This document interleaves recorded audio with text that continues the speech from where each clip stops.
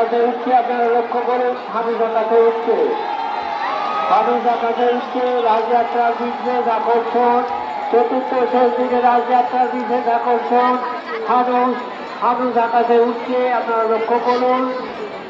বিরাট ভোগের উৎসবের বিশেষ আকর্ষণ ফানুস, সেটি আকাশে উঠছে।